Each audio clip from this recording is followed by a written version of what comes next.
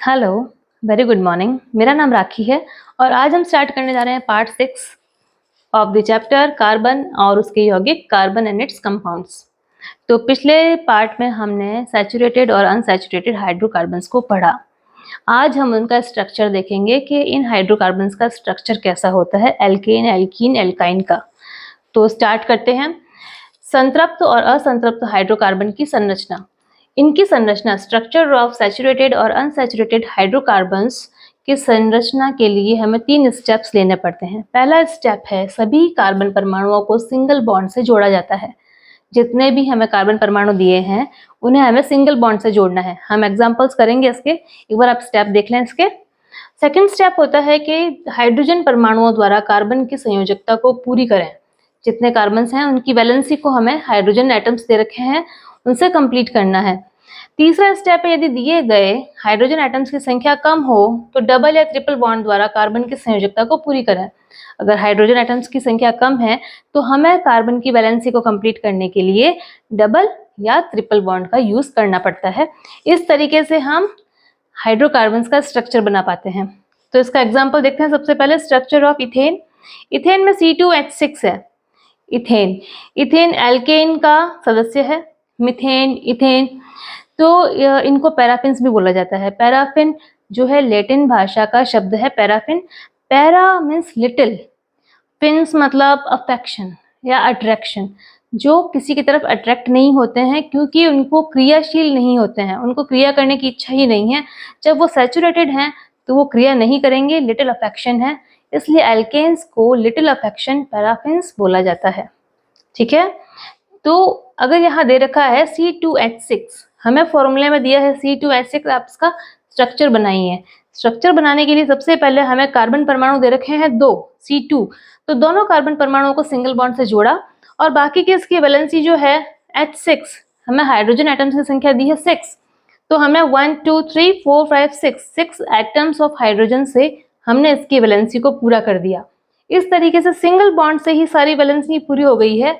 ये है इथेन। ये देखिए, now tetravalency of carbon is of ethane is satisfied, क्योंकि इसकी टेट्रावैलेंसी दोनों ही कार्बन की 1 2 3 4 सेटिस्फाइड हो गई है, तो ये इसका स्ट्रक्चर सही है, बिल्कुल सही है। ये है इसका electron dot structure of ethane. Ethane का इलेक्ट्रॉन डॉट स्ट्रक्चर है जिसमें कि कार्बन कार्बन एटम्स के बीच में 1 पेयर ऑफ इलेक्ट्रॉन का शेयरिंग हुआ है। बाकी के 3 इलेक्ट्रॉन्स कार्बन के, बाकी के 3 इलेक्ट्रॉन्स जो हैं हाइड्रोजन के इलेक्ट्रॉन्स के साथ शेयरिंग कर रहे हैं और 6 इलेक्ट्रॉन्स, दोनों कार्बन मिलके 6 इलेक्ट्रॉन से शेयरिंग कर रहे हैं और बना रहे हैं C2H6 इथेन। ठीक है, ओके। नेक्स्ट पॉइंट आता है हमारा स्ट्रक्चर ऑफ इथीन। इथीन है C2H4।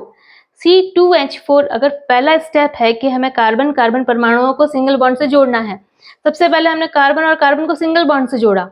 अगर उसके बाद में हमने हाइड्रोजन एटम्स को जोड़ा, हाइड्रोजन एटम्स की संख्या दी है 4, तो 4 को हमने 2 एक कार्बन पर और 2 दूसरे कार्बन पर।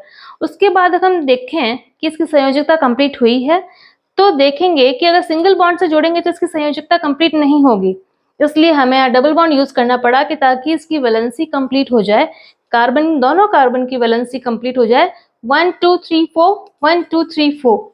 इस तरीके से कार्बन की वैलेंसी पूरी हो रही है और ये स्ट्रक्चर बन रहा है इथीन का। इसका डॉट स्ट्रक्चर देखिए, इसमें 2 पेयर ऑफ इलेक्ट्रॉन्स जो हैं कार्बन कार्बन के बीच में शेयरिंग हो रही है और बाकी के 4 हाइड्रोजन जो हैं 2 कार्बन एटम्स द्वारा शेयरिंग हो रहे हैं और निर्माण कर रहे हैं C2H4 का, इथीन का निर्माण कर रहे हैं। तीसरा स्ट्रक्चर आता है हमारा इथाइन, जो कि है C2H2।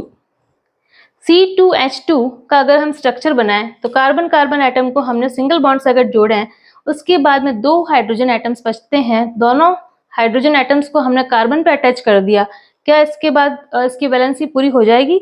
सिंगल बॉन्ड से इसकी वैलेंसी पूरी नहीं होगी, क्योंकि कार्बन की वैलेंसी होती है 4 और अगर हम इसके बीच में सिंगल बॉन्ड जोड़ेंगे तो कार्बन की वैलेंसी 2 ही कंप्लीट होती है। कार्बन की वैलेंसी कंप्लीट करने के लिए हमने इसको ट्रिपल बॉन्ड से जोड़ा और ट्रिपल बॉन्ड से जोड़ने के बाद में कार्बन कार्बन को, इसकी दोनों कार्बन एटम्स की वैलेंसी कंप्लीट हो जाती है 1 2 3 4 1 2 3 4।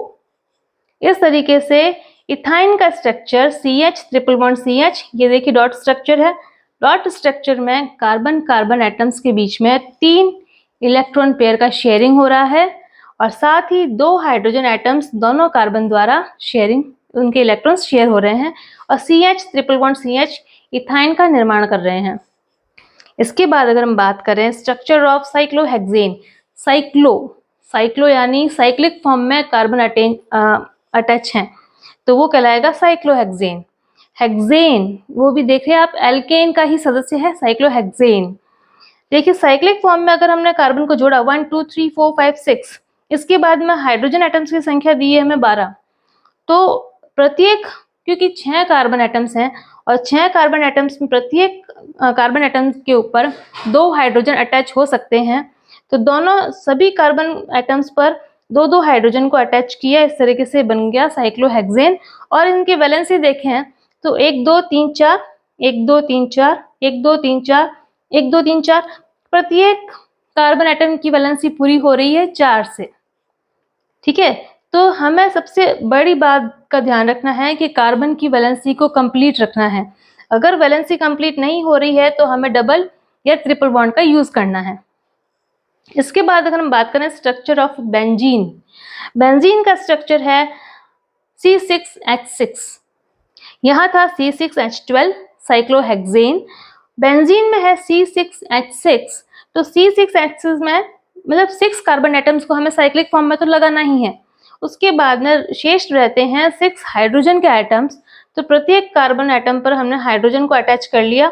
उसके बाद इसकी वैलेंसी कंप्लीट नहीं होती है, क्योंकि 3 वैलेंसी ही कंप्लीट होगी, चौथी वैलेंसी फ्री हो रही है, तो चौथी वैलेंसी को कंप्लीट करने के लिए प्रत्येक एक के बाद एक छोड़कर हमने डबल बॉन्ड का यूज किया है। तो इस तरीके से अब हम देखें अगर, तो कार्बन की प्रत्येक वैलेंसी, प्रत्येक कार्बन एटम की वैलेंसी 4 से कंप्लीट होती है, तो वो स्ट्रक्चर बनता है बेंजीन का। तो ये है स्ट्रक्चर ऑफ बेंजीन C6H6, ये है स्ट्रक्चर ऑफ साइक्लोहेक्सेन C6H12। तो इन दोनों में डिफरेंशिएट करना जरूरी है कि दोनों अगर एक जैसे लग रहे हैं पर एक जैसे हैं नहीं है, उनमें डबल बॉन्ड आ रहे हैं, वो एल्कीन का सदस्य है, ये एल्केन का सदस्य है, तो इस तरीके से इसमें सिंगल बॉन्ड है, उसमें डबल बॉन्ड है। ये आज हमने स्ट्रक्चर्स किए हैं, हाइड्रोकार्बन की संरचना की है, तो अच्छे से नोट्स बनाएं, अच्छे से पढ़ें, एग्जाम्स पास में आ रहे हैं। अगर अभी टाइम नहीं है आपके पास तो बोर्ड का स्क्रीनशॉट लें, जब आपके पास टाइम मिले, समय मिले आपको, तब आप इसके नोट्स बनाएं, अच्छे से प्रिपरेशन करें। कोई भी डाउट हो तो प्लीज़ कमेंट सेक्शन में मुझे कमेंट करें। Thank you, best of luck.